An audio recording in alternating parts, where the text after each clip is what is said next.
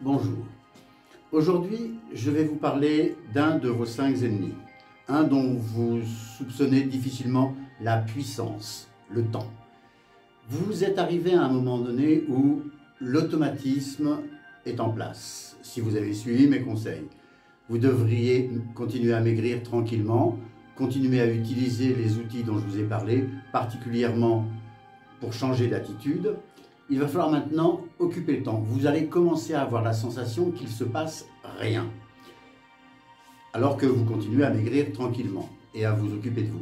Donc il va falloir occuper le temps. On ne peut pas faire autre chose que de l'occuper. Il y a 2 activités que je vous déconseille fortement. C'est 1, le sport, c'est pas du tout encore le moment. 2, le bénévolat. Ça peut paraître méchant, mais c'est une réaction naturelle des gens qui ont tendance à s'occuper des autres. Pour le moment, je vous rappelle, vous vous occupez de vous.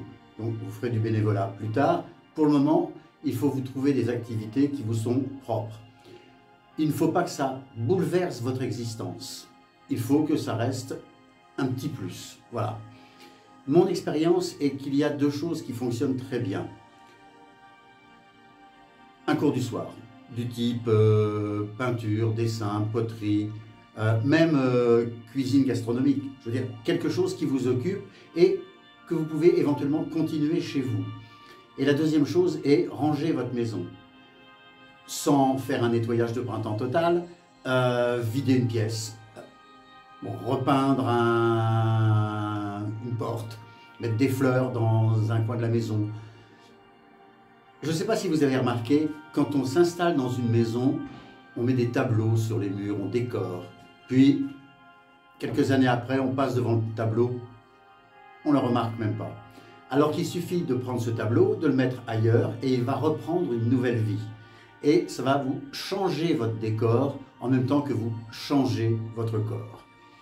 La décoration de la maison est une des meilleures attitudes que vous puissiez avoir pour commencer à occuper le temps.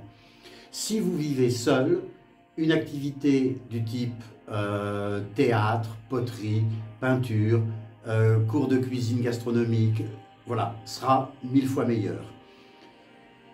Voilà, trouvez quelque chose, reprenez la liste de vos passions si ça vous intéresse. Ne faites pas quelque chose qui bouleverse votre existence. Il faut juste un petit quelque chose qui commence à changer légèrement votre existence et à vous donner l'envie de vivre autre chose. Sur ce, je vous souhaite une bonne journée et à demain. Au revoir.